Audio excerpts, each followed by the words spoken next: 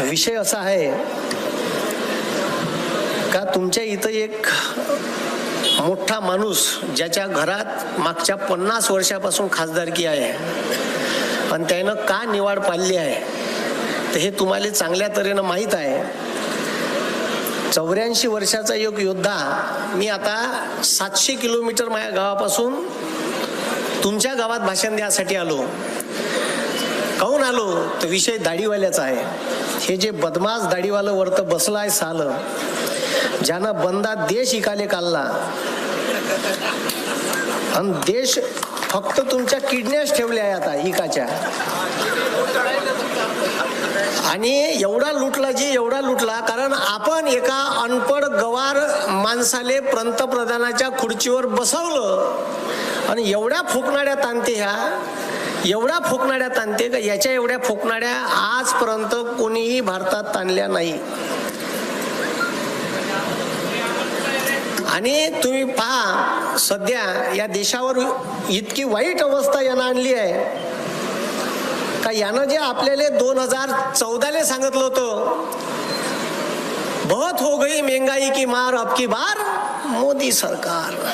आता बोल ना साल्या म्हणा, बहुत हो गई महंगाई की मार अब की बार हद्द पार. कुठं गेला याचा हद्द? म्हणजे यानं जे याच्यासोबत एक बाई होती ते साजवी कवी बहुतीवाली, तुम्हाला माहित आहे का?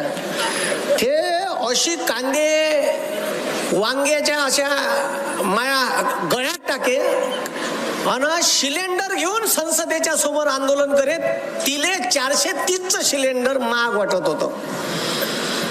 आता सिलेंडर 1130 वर गेली तर पठ्ठी चिपटक नाही करून राहिली.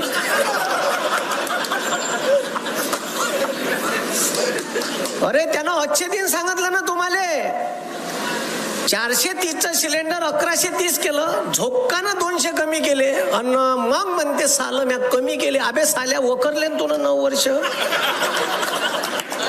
बरं तुम्ही शेतकरी आहे, कास्तकार आहे, तुमची बी शेकवली चांगली गरम फडक्यानं. शेकवली का नाही शेकवली? आता कुठं कुठं शिकवली? साधे साधे प्रश्न आहे, खूप मोठे प्रश्न नाही. मी कास्तकार आहे, मायापाशी अजून बी 2013-14चे बिल आहे, मागच्या वर्षीच्या खताचे बिल आहे. DAPची बॅग 538 रुपयाची होती का नाही? ह्या चोट्ट्यानं 1350 रुपयाची केली. या दाढीवाल्यानं केली का नाही केली? युरियाची बॅग 150 रुपयाची होती, 350ची बॅग केली. माझ्या बापानं वाढवले का तुमच्या बापानं रेट वाढवले? अरे कोणा रेट वाढवले? दाढीवाल्यानं. जेवढंही फवाऱ्याचं औषध आहे, या फवाऱ्याच्या औषधावर चोट्ट्यानं GST लावला. आणि एवढा अहंकारी आहे जी, एवढा प्रसिद्धीसाठी हपापलेला आहे का तुम्हाला वॅक्सिन टोचलं कोरोनाचं, त्या वॅक्सिनच्या सर्टिफिकेटवर साल्याचा फोटो, पेट्रोल पंपावर फोटो. आता पेट्रोल 67 रुपये लिटर होतो बुऱ्या दिनात, ते ज्याले बुरे दिन म्हणे तेव्हा 67 रुपये, आणि याच्या अच्छे दिनात 116 रुपये लिटर. म्हणजे जेव्हा 2014 सत्ता होती 67 रुपये पेट्रोल, 116 केलं. इलेक्शनचं वर्ष आहे तर झोक्कानं साल्यानं 8 कमी केली. डिझेलचे रेट, आता डिझेल कायला लागते? तुम्ही हार्वेस्टर सांगता सोयाबीन काढाले, अन्नधान्य काढाले, त्याला डिझेल लागते. नागरटीचा ट्रॅक्टर आहे त्याला डिझेल लागते. तुम्ही नागर सांगाले 3000 रुपये रेट आहे एकराचा नागरटीचा. 2014 हा रेट 1500 रुपये होता. विचारा त्या ट्रॅक्टरवाल्याने रेट काऊन तुला डबल केले? तो एकच सांगते डिझेल वाढलं. का वाढलं? कोण वाढवलं? माझ्या बापानं. अबे वाढवलं कोण? आणि त्याच्यात तो फोटो लावून राहिला. अरे कुठं कुठं एवढे फोटो काजी? बरं तुम्ही मेल्यावर तुम्हाला पेटवते त्या डेथ सर्टिफिकेट वर बी फोटो लावले का नाही? DAPच्या बॅगवर फोटो लावला, त्याचा वाईट परिणाम असा आहे का आचारसंहितेचं उल्लंघन होते म्हणून DAPची बॅग शेतकऱ्याला आता भेटून नाही राहिली, खताच्या बॅगा भेटून नाही राहिल्या. काऊन? तर त्या साल्यानं तिथं बी फोटो लावला. एक फोटो इथं लाव, हे काय ठेवतं आमचं इथं चिपकून. हे डुंगण काय येतं ते आमच्या एक एक लाव.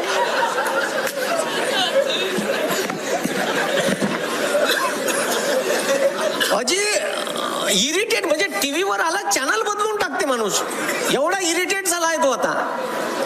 पाऊस नाही लागत. रेल्वे स्टेशनवर सेल्फी पॉइंट बनवले ना, कोणाच्या पैशात? आपल्याकडून जो टॅक्सचा पैसा कलेक्ट करते ना त्या पैशात. माहिती अधिकाराअंतर्गत माहिती मागितली, 6.25 लाख रुपये एका सेल्फी पॉइंटचा खर्च आहे. त्याच्या खिशातून गेले का? हे तर फकीर आहे सालं. ते स्वतः भाषतात म्हणते मैं फकीर हूं, झोला लेके चलते हो. साले आमच्या गळ्यात टाक एक झोला, आम्हाला फकीर कर. त्याच्यासाठी बनवलं तुले पंतप्रधान.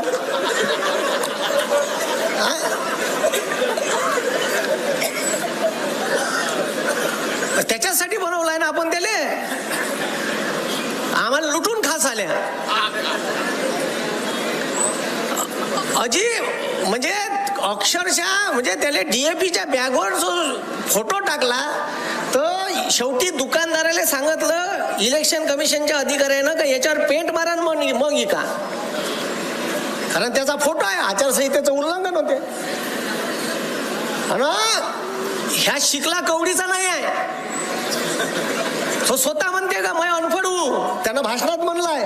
त्याला प्रूफ पाहिजे असेल तर मी देतो. त्यानं माझ्या पुन्हा कोर्टात केस टाकायचे, टाकून घ्या साल्याले. हा म्हणजे मी लय वेगवेगळ्या विषयावर व्हिडिओ घेतो. या दाढीवाल्याले एवढ्या शिवाय कोणच नसेल दिले जेवढ्या मी उघडा पाळला त्याला. कोणच नाही जी. तुम्ही माझ्या युट्यूबवरचे व्हिडिओ पहा. मी एक व्हिडिओ घेतला रामायण ते राम मंदिर, 2.25 तासाचा व्हिडिओ. पहिलेच व्हिडिओ सांगून दिलं. काही भक्त नाही ते लंडोरे पोट्टे ते बशी त्याला म्हणलं कोण्या कोर्टात जायचं आहे, माझ्या विरोधात चाललं जायचं. कुठं जायचं आहे चाललं जायचं. 2.25 तासाचा. BJPनं रामाचा वापर कसा पॉलिटिकली केला हे पूर्ण समजून सांगितलं आहे मी. आणि आपल्याला मार सांगते हिंदू धर्म सांगते ना तुम्हाला. मुसलमानात हिंदूले भांडून टाकन. त्या गुजरातची पॉलिसी राबवून राहिली या देशात. महाराष्ट्रात जातीत भांडण लावून टाकलं. मराठा ओबीसी भांडास आले हो तुम्ही. त्याच्यात मधात एक पिलांटू सोडलं धनगर, तिसरा भांडा तुम्ही. म्हणजे यायनं का केलं, यायनं जातीत धर्मात भांडण लावायचे. अरे मला आता कोणतरी एक माणूस सांगे तुमच्या इकडला का मराठा माणूस ओबीसीच्या दुकानात नाही चालला, ओबीसीचा माणूस मराठ्याच्या दुकानात नाही चालला. अरे एवढं म्हणजे ज्या राष्ट्रसंत तुकडोजी महाराजांना ठीक आहे सर्व धर्म समभाव सांगितला, जगद्गुरु तुकाराम महाराजांना सांगितलं का एकता एकात मध्ये राहा. आणि इथं हे जातीत धर्मात भांडण राहून राहिले. अरे भारत देश होता का, या भारत देशात या देशाची एकात्मता कायम राहिली पाहिजे. सगळे लोक एकोप्यानं चांगल्या तऱ्हेने राहिले पाहिजे. असे जेव्हा पिक्चर भारतात येत होते त्याला टॅक्स फ्री करत होतं गव्हर्नमेंट. हे चोट्ट सरकार हिंदू मुसलमानात झगडे लागले पाहिजे असे पिक्चर टॅक्स फ्री करते. Kashmir file, Kerala story. तुम्ही समजून घ्या. ज्या कवी मोहम्मद इक्बालनं 1920 कविता लिहिली होती, सारे जहां से अच्छा हिंदू सीता हमारा. त्याच्या मनात विष पेरलं आणि त्यानं पाकिस्तान वेगळा मागितला. तो पाकिस्तानात गेला, पाकिस्तान दिला. पण मात्र आपण आजही 15 ऑगस्टच्या अगोदरल्या दिवशी शाळेत असे रांगेत मोठे बसवते मैदानात. आणि आजही आम्ही गाणं म्हणतो, सारे जहां से अच्छा हिंदू सीता हमारा. म्हणतो का नाही?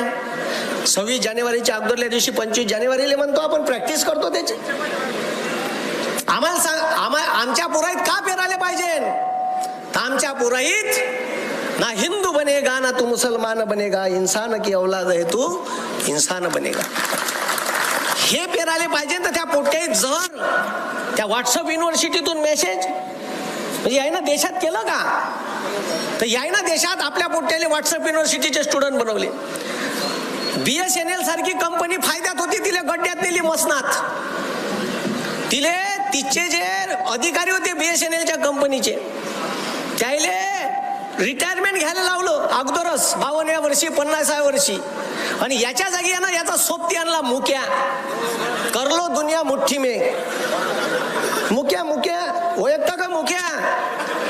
त्याचा भाऊ आहे अन्या.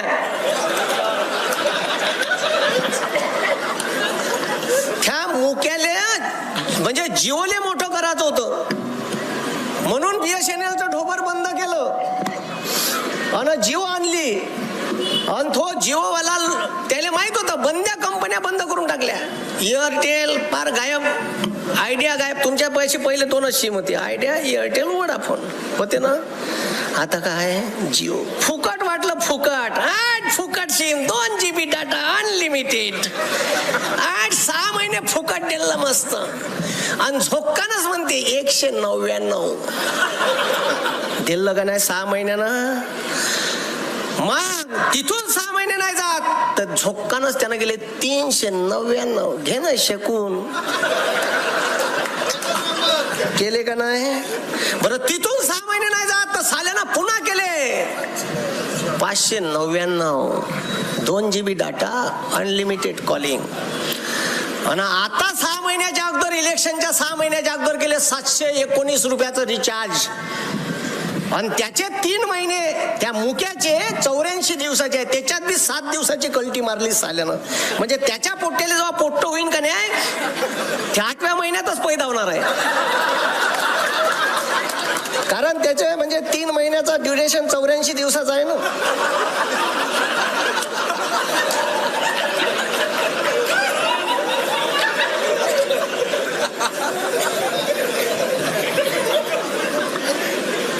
म्हणजे तुम्हाला कुठं लुटणं चालू आहे हे तुम्हाला अजून बी समजून नाही राहिलं. झोक्कानं काढले पैसे, तुम्हाला पता बी नाही चालला. अरे या देशात 20 रुपये लिटर पाणी आहे, बिस्लरी विकत घेऊन पितो आपण. या शेतकऱ्याचं 34 रुपये लिटरचं दूध होतं, साल्यानं 22 रुपयावर आणून ठेवलं.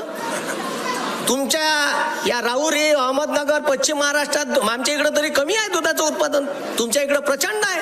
पहिले दुष्काळी परिस्थिती, शेतकऱ्याला चारा विकत घेऊन ढोराला टाका लागून राहिला, जनावराला टाकून राहिला. आणि साल्यानं दूध कितीवर आणलं? 10 रुपये कमी केले. अरे महागाई वाढून राहिली ना, तू बमाड वखरून राहिला ना आमच्या उरावर टॅक्स.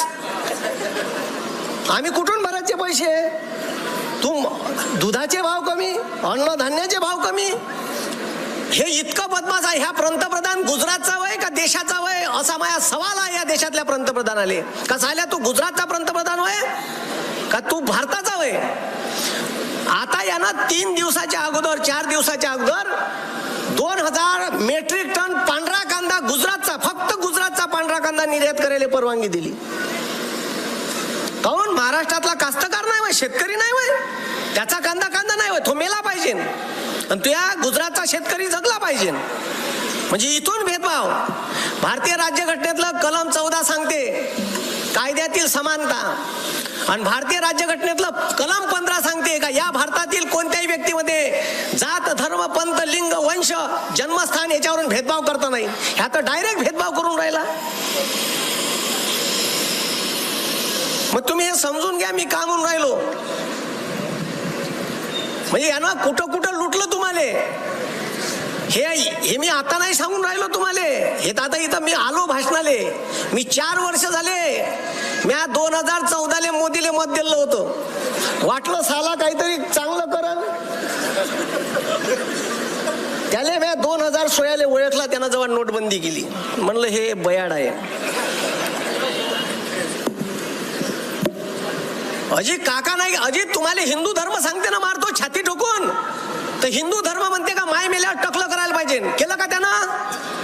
अरे त्यानं टकलं केलं का? सांगा केलं का? मग तुमची माय मेल्यावर तुम्ही टकलं करायचं. त्यानं ज्ञान पाजायचं हिंदूचं.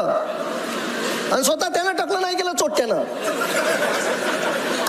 हिंदू धर्म सांगते का घराचं वास्तू करायचं आहे तर नवरा बायको पूजेत बसा.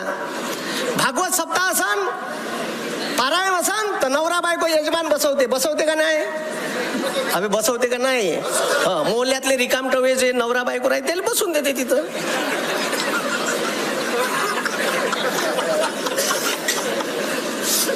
आणि मंदिरात प्राण प्रतिष्ठा जरी करायची नवरा बायको पाहिजे का नाही?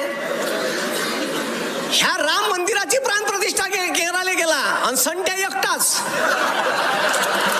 कोणीच नाही बाजूले. कॅमेराच्या समोर कोणी मदत आला त्याला बाजूले करते.